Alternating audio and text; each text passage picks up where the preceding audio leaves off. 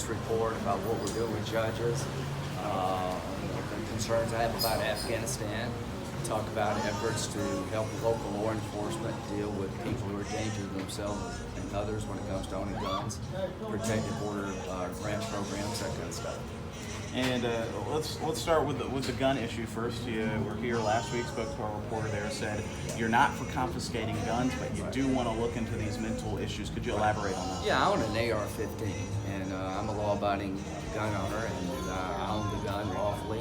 It's not the gun, it's the person, but there are some people out there that the cops run into routinely who are mentally unstable, hateful, dangerous, and I'm trying to create a system with President Trump to give grants to states in those kind of cases that you have to go to a judge, and the judge has to agree the person's a danger to themselves and others. Then you get them help, and that way, you know, the guy in Florida, Parkland shooter, 40 visits by the cops, a tip from the FBI hotline that he's going to shoot the school up. Nobody did anything. The guy in Dayton had a rape list and a kill list. Clearly, he shouldn't be having a gun. So trying to reinforce making sure that dangerous people don't have weapons and law-abiding people do. Senator, what do you do if there are no red flags? How do you stop those kind of quiet, dormant cases? Nothing's perfect, but we do see a trend here. The person in Dayton was so violent that they shut the school down. He had a list of people he wanted to kill and women he wanted to rape. They kicked him out of school, and that was never reported.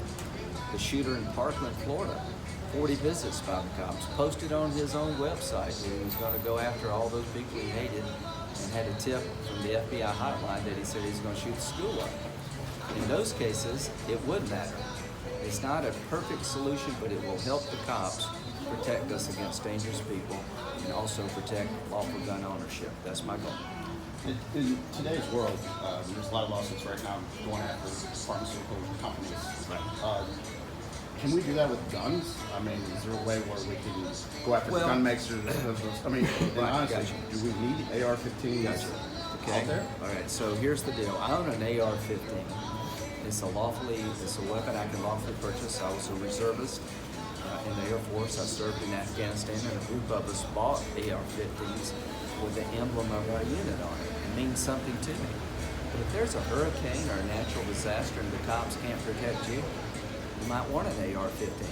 The goal is to make sure that bad guys don't get the AR-15, criminals don't get the AR-15, that mentally unstable people don't have a gun.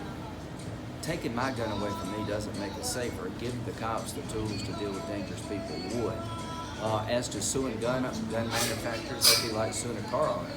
I mean, you can't sue the guy that made the car because somebody drives drunk, so I don't believe that's a good solution. Afghanistan's very close to your heart, Yeah. Senator. With the news over the weekend, that devastating